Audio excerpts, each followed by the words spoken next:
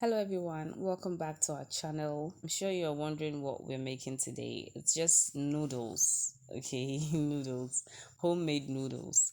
Yeah, we didn't really have the exact tools we needed, but we did our best with what we had. Just enjoy this recipe. The kids really love noodles, so we decided that why don't we make some at home and see how it tastes. And I tell you what, they tasted better than we actually thought they would. Yeah, and I think that it's a little more nutritious than the ones that are sold in the market because these ones have more eggs. Okay, yeah, so you can try them out. But while we look at the recipe, I want to read another inspirational story. This is also based on a true event. The title of the story is Where's the Piccolo? At certain times in our lives, we may feel insignificant and useless. Surrounded by people with greater talent than ours, we are tempted in our weak moments just to settle back and let somebody else do the work. We reason that what we have to offer won't make much of a difference anyway. We forget the truth suggested by our Lord's use of 5 loaves and 2 fishes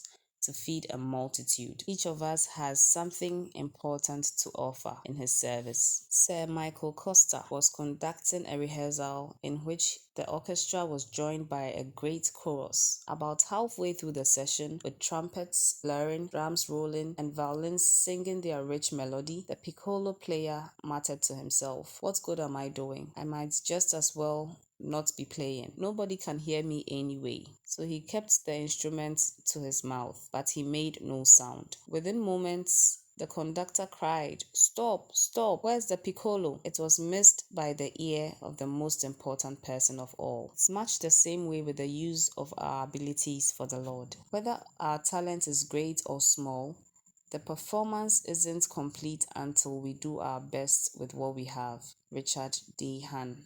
The Master needs what you have to offer, no matter if you think it's small. His work on earth is done through his children, so give him your best, give him your all. Hess. In God's eyes, it's a great thing to do a little thing well. Wow, this was a very wonderful piece and I was really inspired by it. And reading it has even inspired me to do more for the Lord with the talents that I have. It comes with a poem that I would love to read before we end this video. The title of the poem is You Have a Part to Play. You have a part to play. Each one of God's children has a special part to play. Whether it be great or small, we are needed every day. If your part seems small, don't feel you are insignificant. Don't feel that you can't offer much and you wouldn't make a difference. Though you are tempted to give up and let another take your place, remember that God gave you your gifts and you cannot be replaced. These gifts that God has given, He longs for you to share. You are just as important as anyone. Don't be in despair.